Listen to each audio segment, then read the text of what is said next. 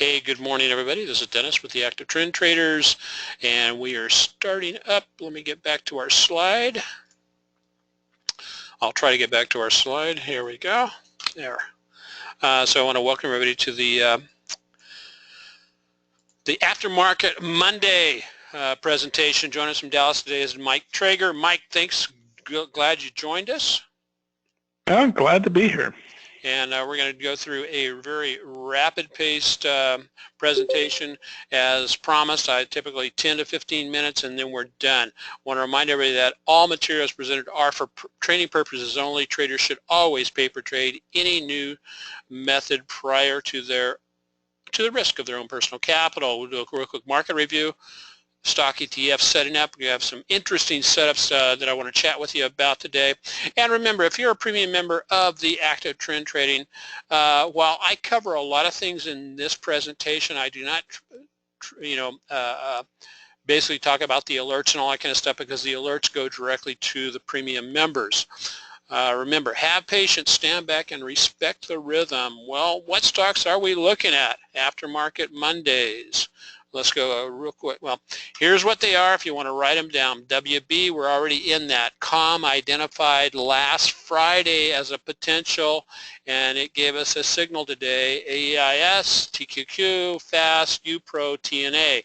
Tesla, waiting for a setup on Tesla, but Tesla is, it just continues to be the gift that keeps on giving.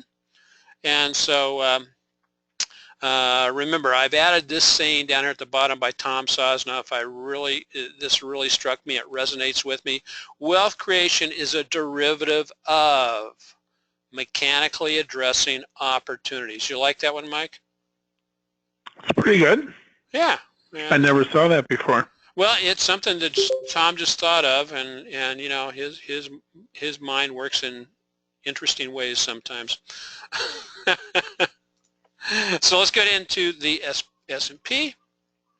What is the S&P telling us? Well, one, we are working within this downtrending channel still. Remember, every time it sticks its head, it has stuck its head above the upper channel line. It has gotten whacked down very shortly after that.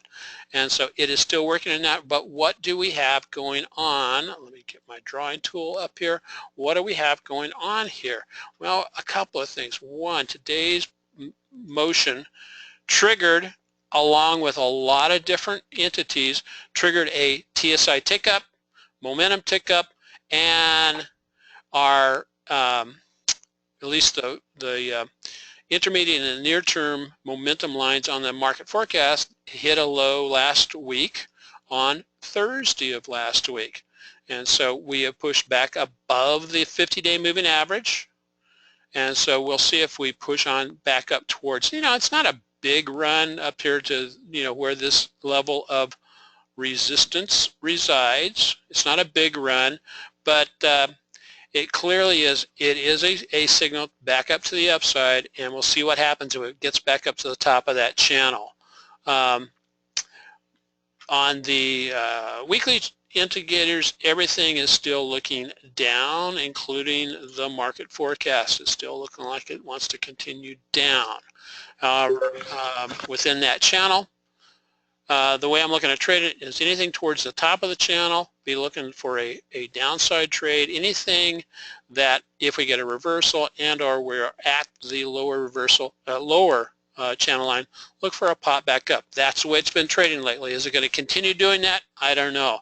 Mike, what's your sense on the S&P? For now, I think we're just kind of like range bound. Yeah. And that range could be determined by this downward channel. It could be determined just by what, you know, this price area between 2,300 and 2,400, yep, where things have been moving for, you know, a month and a half now or more. And, you know, on the daily chart, there seems to be a little bit of a downtrend.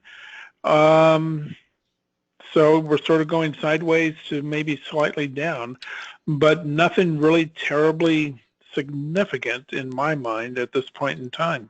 I agree.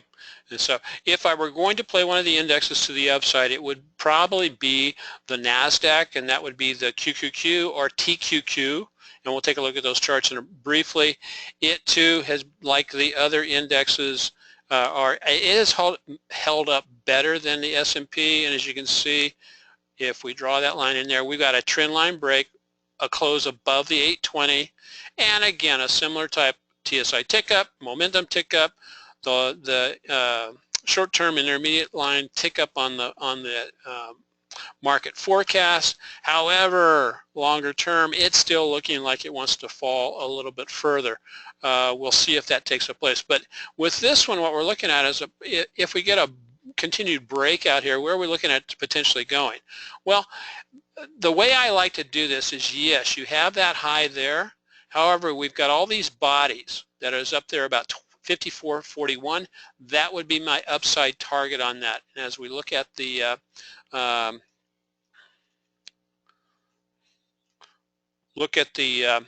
TQQ, we'll take a look at it. NASDAQ, this one, Russell, looks very interesting also. Russell actually got a little bit of I think a more favorable pattern going today. I want to get rid of that. I want to draw this in, because that's the trend line that it's working against right now. Again, it also has a little bit of it has a very similar channel-like line that it's working in, similar to the S&P. However, that we almost get a full bullish engulfing on today's action as everything starts to tick up. Note the momentum on the Russell did not tick up as much. However, I think that looking at the weekly chart, the Russell, the TSI is starting to tick. It did tick up today it didn't tick up, but it went sideways today, excuse me, right at about the zero line. And over the past little bit, that's where it has tended to bounce. We'll see if it does the same thing again here. So that's what I have for the Russell. This is, yeah, and Mike Bishop is with us on the other line. It's remarkable how astounding that the market is ignoring all negative events and just following the technical pattern. You got any thoughts on that, Mike? No, not really. Okay. Not right off my head. Okay. Well, here's what I'm highlighting for the week, guys. Ready? PRA. That's so fun to say, PRA. These are part of the orderly stocks that were pulling back last week. Okay, you got a nice little flag pulling back to the 20-day moving average. And again, we get a close above the 8, above the hull last week. Green candle above the red dot. However, TSI had not ticked up. As you can see, TSI has still not ticked up. Got a little bit of buying coming in here, though. So you can draw your line across here, and as you can see, it stayed right below the trend line. Now, if we get a pop above that, and the TSI, well, if the TSI ticks up and we get a pop above this, that would be a signal to go ahead and get in.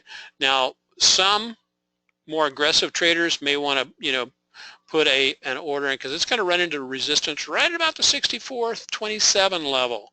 And so, but then from there, if it clears that, we should have a fairly clean, straightforward shot back up to past resistance about 66. Not a big gain, but that would be equivalent to about 2.5%. And if it breaks out further than that, PRA is another candidate for a pre-earnings run, with earnings coming up next week on the 26th. That's Wednesday, and that is after the market closes. Next one, here's another IPHI for a pre-market run, or nice little reversal signal today. Again, TSI didn't quite tick up, but pre-earnings on this for a potential run back to about 49. Earnings 5.2. After, was it after or before market closes? That was after market closes. Next one, this is one I'm very interested in today, COM. Okay, nice move up, TSI tick up, very similar to the indexes. We get a close just at or slightly above the 20 and 8-day moving average. However, we still got this downtrending line here. I'll be looking for a potential trigger for this tomorrow. Again, for a move back up to around, its past highs, which would be about a 3.4 up to a and what we're looking on these pre-earning runs, guys, is a 5 to 10% run in between now and earnings. And so we'll see how this one sets up for tomorrow. The others, TQQ, nice move up. Not quite the buying volume we would like to see, so that's a little bit that's missing. But again, we get a TSI tick up, green candle above the red dot, but it closed right close to the 8 and 20-day moving average. Take a look at TQQ, that would be QQQ, to see what the variation there. Now, QQQ, we closed actually slightly above. And also on, if you remember correctly, same thing on NASDAQ. And NASDAQ actually shows us a good breakout. So bring it back down to at least the non-leveraged ETF and or the actual index to determine your projection. And let's go on to what else are we looking at? WB. WB is just sitting there kind of, made a nice little move. We got into this at, I got to double check the time frame when we got into this. I think it was over here. So we're approaching that 2-week window where I'm going to have to make a determination on whether I cut, fish or cut bait and jump out of it. Tesla. Tesla basically is hung up here in the TSI is still pointing down. Momentum swung up a little bit today, but the longer-term momentum on the market forecast is still pointing down. And this is a beautiful case of new high, lower high on the indicators, which constitutes a negative divergence on the weekly chart.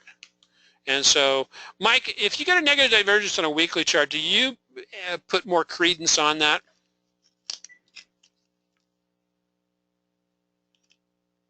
Mike, you still with me? Can you hear me? Yeah, now I can hear you. Okay, sorry, I think I muted myself. The longer-term charts certainly carry more weight than the shorter-term charts, and so divergences, I think, on longer-term charts should be more powerful, and we should be more mindful of them than on the shorter-term charts. Okay. And and from my perspective, if Tesla does, I'll be treating this as just a pullback initially, because the target on Tesla is up about 360.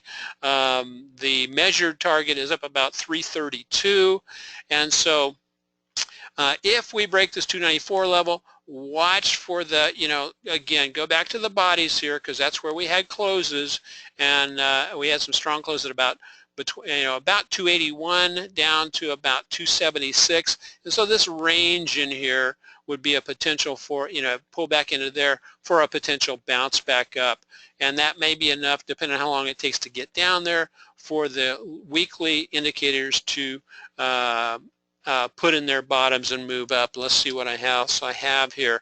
XLF, I'm not trading XLF, but as you can see, got a good signal on it today. So what does that bring into play? FAS.